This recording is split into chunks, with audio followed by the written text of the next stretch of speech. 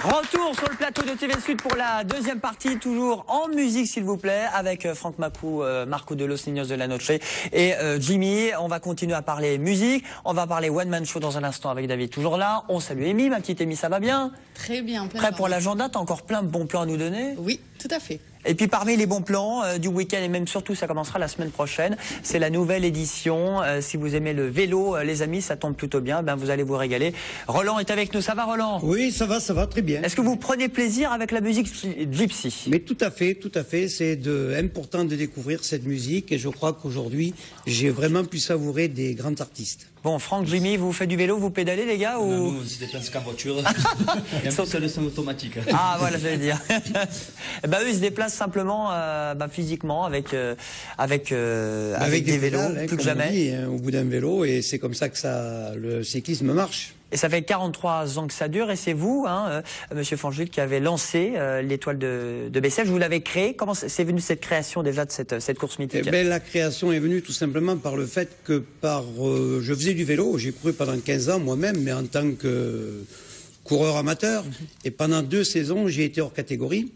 Et dans les années 65-66, tout le cyclisme du début de saison se faisait sur la Côte d'Azur, avec le Grand Prix de Cannes, de Nice, de Saint-Raphaël. C'est-à-dire que les coureurs professionnels descendaient pour un mois, parce que les journées étaient plus belles, la saison était plus agréable. C'était la saison du Mimosa. Et les coureurs professionnels descendaient pendant 1 semaine sur la côte. Et puis le jour où j'ai arrêté de courir, c'est-à-dire en 1970, bon, je ne sais pas pourquoi, avec une équipe de collègues, on a dit pourquoi pas organiser une course professionnelle à Bessèges. Bon, ben, ça semblait facile, puisqu'il y avait des coureurs qui n'étaient pas loin. Et effectivement, on a demandé à l'UCI une date. Et l'UCI nous a dit où c'est le début de saison ou la fin de saison. Et nous, on a pris le début de saison parce que la saison est un peu favorable au mois de février. Et à partir de là, ben, on a eu une première course qui a existé et qui est née et qui existe depuis 43 ans. Et là, c'est un vrai succès, lancé en 1971, 43e édition, ça commence mercredi prochain. Alors, c'est maintenant une course professionnelle. Est-ce que c'est pour tous ces cyclistes, c'est un bon entraînement avant le Tour de France? Parce que je l'imagine qu'il y a des équipes qu'on voit sur le Tour de France et qui font en même temps votre Tour de Bessèges. Tout à fait, tout à fait. Alors donc, on va dire que cette épreuve qui est inscrite au calendrier Europe Tour est la première épreuve du calendrier international, mais en Europe. Puisque maintenant, on voit qu'il y a le Qatar, qu'il y a... l'Australie, il y a beaucoup d'épreuves qui se déroulent autrement. Mais pour nous, alors bon, on va dire que les premières années, à l'origine, les coureurs venaient en entraînement, puisqu'ils arrivaient avec 500, 600 km pour se préparer. Mais maintenant, les coureurs cyclistes, compte tenu du calendrier, n'ont plus de congés, si on peut dire, puisque l'intersaison est très courte, elle dure qu'1 mois, et les coureurs sont toujours en forme et toujours prêts. Et maintenant, donc, il est important pour un professionnel d'inscrire son nom au palmarès de l'étoile de Bessèges, qui est la première épreuve de la saison. Voilà, première épreuve de la saison, et ça commence mercredi prochain, avec un Grand Prix déjà mercredi 30. Alors on va le dimanche à la Marseillaise, le Grand Prix d'ouverture, et puis après, mercredi, on va durer 5 jours. Mercredi, jeudi, vendredi, samedi et dimanche, 5 journées sur le département du Gard, qui vont voir un peloton de 152 coureurs, c'est-à-dire 19 équipes professionnelles de 8 coureurs au départ. Voilà, ça fait pratiquement plus de 150 coureurs. Alors, 152 coureurs, 152. Oui. Première étape, c'est déjà une bonne mise en jambe, hein. C'est 154 km oui, sur la première étape. On part d'où, on va où? Eh bien, alors voilà, nous, ce qu'on a voulu, c'est dans le calendrier et dans la période de l'année, c'est faire des étapes de 150, 160 km. Donc la première journée se déroulera sur le territoire de la Terre d'Argence, qui partira de Bellegarde pour arriver à Beaucaire. Donc ça, c'est la première journée. Le lendemain, on fait une étape qui dure depuis quelques années, qui nous fait partir de Nîmes pour arriver au Casino des Fumades. Ça, c'est jeudi. Avec 157 km. Le vendredi, on a la 3e étape, qui est le Grand Prix de Bessèges, 152 km, avec quand même quelques difficultés. 3 fois le col de Trélis et 3 fois le col des Brousses, et donc où on a vu l'an dernier la victoire de Pierre Roland, qui s'est régalé autant à l'étoile de Bessèges que sur les pentes de l'Alpe d'Huez. Et le samedi, le 2 février, le Grand Prix du Gard Rodanier, qui nous permettra de partir de Sabran pour arriver à Pont-Saint-Esprit. Et alors, le dimanche, la finalité, le Grand Prix de la ville d'Alès. On finit la semaine avec une étape en ligne le matin de 69 km. Et l'après-midi, un contre-la-montre individuel sur les pentes de l'Ermitage. 9 et quelques. Hein 9 km 700 avec des pourcentages de 15% dans le dernier kilomètre. Et je crois que là, c'est vraiment le spectacle qui mérite d'être vécu. Alors c'est quoi l'ambiance? Parce que c'est une course professionnelle. Est-ce que c'est un peu l'ambiance du Tour de France? Il y a la caravane qui passe, il y a du monde tout au long du parcours qui soutient. Il y a de la musique gypsy là pour entraîner les coureurs. Qu'est-ce que ça donne, Roland? Ce serait bien qu'on ait la musique gypsy, mais on n'a pas encore eu l'occasion de se rencontrer. Allez Francky, il faut aller dans les Cévennes. Je l'aurais bien vu, on prend une petite Méhari ou un 4x4, on met dedans, avec un groupe électrogène et tout pour brancher les guitares. Et on prend 4 guitares, on fait le Tour de France avec eux. Voilà, voilà l'étoile de Bessèges. Le Tour de France, c'est pour après. C'est tout à fait différent. Et moi, tu fais le Tour de France, tu les soutiens musicalement. Oh, mais à la fin, on met un CD. On fait du playback. Mais effectivement, bon, on sera loin de rêver à ce qu'est le Tour de France avec une caravane qui est importante, mais on dira toujours que le cyclisme a l'avantage de venir à l'encontre du public et sur les routes de partout, puisqu'on fait 5 étapes de 150 km et qu'on a, on va dire, beaucoup de monde sur le bord de la route.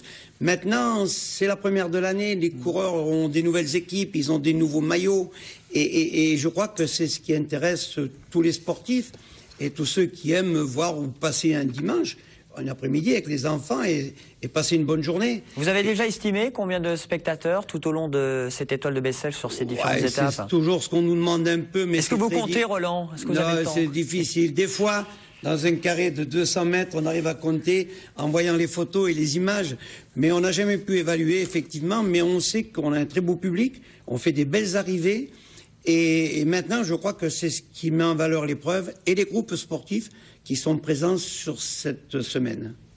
Et c'est du 30 janvier au 3 février. Il y aura beaucoup de monde à Alès aussi, évidemment, pour le contre-la-montre, hein, pour le résultat. Tout à fait, le final qui est sympa, quelque chose de sympa et qui justement arrive dans une saison où les coureurs, bon, on a vu que dans les engagés qu'on a là, quand on verra les équipes françaises qui ont mis des garçons comme Thomas Vauclair, comme Pierre Roland, Samuel Dumoulin, Romain Feuillu, je veux dire, les équipes françaises nous font plaisir et nous le rendent bien parce qu'on a une belle participation française. Et donc, dans ces 19 équipes, une équipe russe, une équipe américaine. Pas de Lance Armstrong? Non, fini lui, hein. Ça c'est histoire de faire un peu de publicité. C'est quand ça vous plaît, vous, au niveau des médias, de savoir quand... On aime bien foutre la merde, nous. Voilà. Vous vous régalez. Mais nous, ça, non, on n'en parle plus. Ça joue pas, ça, dans le moral des troupes, vous qui connaissez bien ce milieu sportif? Non, pas du tout, je crois pas, parce qu'on s'est aperçu que le Tour de France a des fois quelques soucis, mais le Tour de France est de plus en plus populaire. Ça fait venir du monde, et même les groupes sportifs que l'on voit qui naissent, des équipes qui sont nouvelles, je pense que c'est pas un souci pour nous parce que bon, faut pas toujours écouter ce qui se dit. Bon, bah très bien. Regardez quand même TV Sud. 43e édition, on va le suivre, hein, ce tour de Bessèges pour vous donner tous les résultats. Merci Roland d'être venu sur ce plateau. Vous aimez la comédie, vous aimez le spectacle, one man show? Tout à fait. Nous, on cherche toujours à avoir des contacts et maintenant, c'est une belle soirée. Parce que ça nous permettra justement peut-être de programmer quelque chose et pourquoi pas. Nous, c'est pas le one-man show, c'est le gypsy show. Gypsy show. Voilà. Un petit gypsy show dans un instant. En attendant, on va parler, David, de votre dernier spectacle, one-man show. Justement, c'est pas un stand-up que vous proposez? Non, c'est un one-man show de sketch en fait.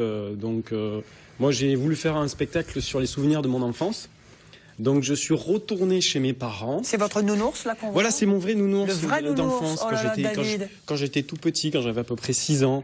Bon, je suis toujours aussi petit d'ailleurs. Mais bon. Voilà. Donc je suis retourné chez mes parents, j'ai farfouillé dans les tiroirs, j'ai regardé dans ma chambre et il se trouve que ma mère avait quasiment tout gardé.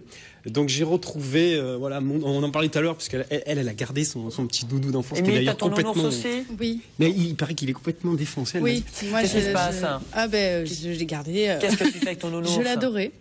Roland, vous avez toujours votre petit nounours? Non, moi c'était un petit vélo. Mais c'est un petit c'était déjà le petit vélo. Un vélo en peluche. Oui. Et pour Jimmy et Franck, c'était la petite guitare. Voilà, toujours des guitares en peluche. Donc voilà, j'ai réuni toutes ces affaires et puis j'ai fait appel à mes souvenirs aussi. Puis j'ai commencé à écrire le spectacle là-dessus, sur mon enfance et puis sur l'enfance de manière générale, quoi. Donc il y a pas mal de personnages. Il y a par exemple une maîtresse d'école qui est extrémiste de la nutrition, donc qui fatigue un peu les enfants, qui les fait pas mal chanter sur les fruits et légumes, qui les fait mimer des fruits et légumes, enfin qui est un peu particulière. Eh ben, on regarde un petit peu un petit extrait. Oui, on peut regarder. Élixir d'enfance, là vous parlez des animaux, l'émotion. Oui, c'est ça, c'est les émotions chez les animaux. Là, allez, David Beau, au théâtre Gérard Philippe, je vous donne les dates juste après. La suite de l'histoire, bien sûr. Le lion qui s'attaque à une antilope. Parce que bon, l'antilope, il faut le savoir, l'antilope, elle est très naïve. Qu'est-ce qu'elle est naïve, l'antilope, quand même.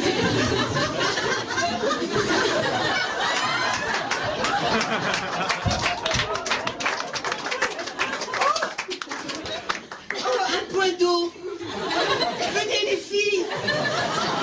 On va aller boire à la rivière infestée de crocodiles. Venez.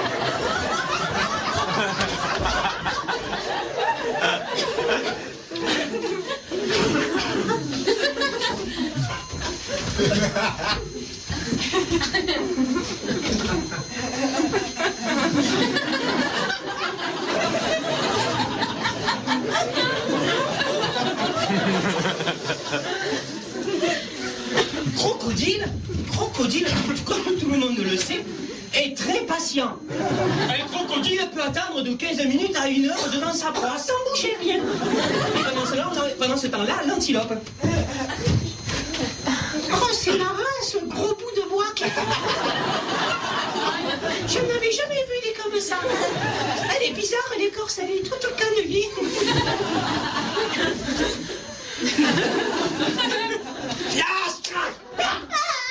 Ça fait mal.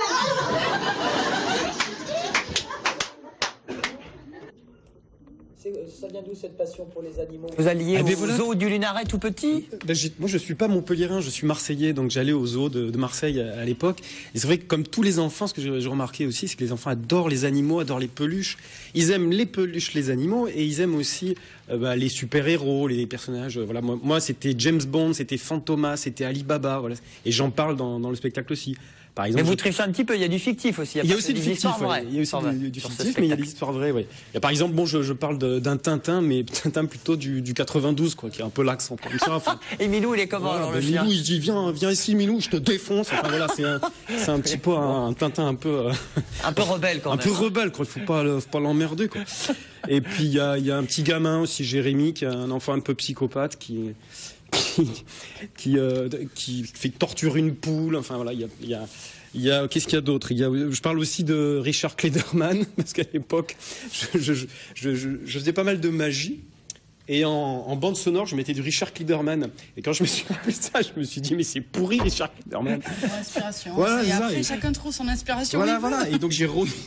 Là, il y a un spectacle, je l'annonce à tout le monde, il y aura du Richard Klederman. C'est la classe, quand même. Ça, pour ceux qui ne connaissent pas, Richard Klederman, c'est un type qui est blond et qui a un costume blanc comme ça et qui se prend vachement au sérieux avec son piano, qui est vachement ringard. Mais voilà, donc il y a... Mais ça marche, mais c'est vrai, mais c'est un truc de fou. Richard Klederman, à l'époque, c'était dans les années peut-être 80, ça cartonnait, quoi. Il a fait le tour du monde avec son piano blanc, quoi. Vous avez mis combien de temps pour l'écrire? Parce que c'est de la recherche quand même. J'ai mis 6 mois quasiment.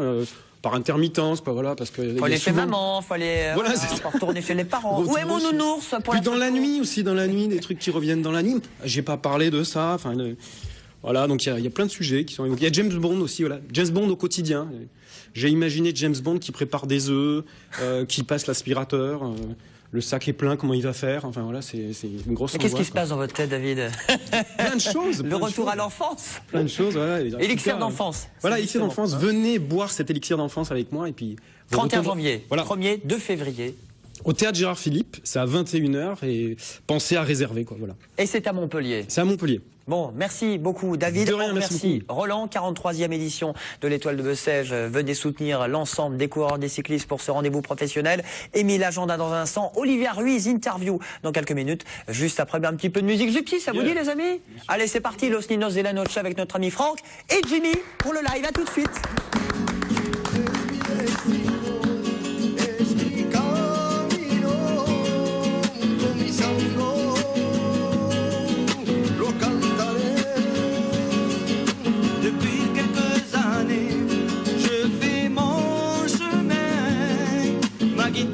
main, je suis mon destin.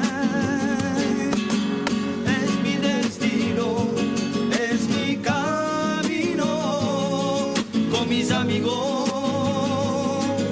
lo cantaré. Oui, c'est mon destin, oui, c'est mon chemin. Avec mes amis, je chanterai. Es mi destino, es mi camino. Con mis amigos lo cantaré.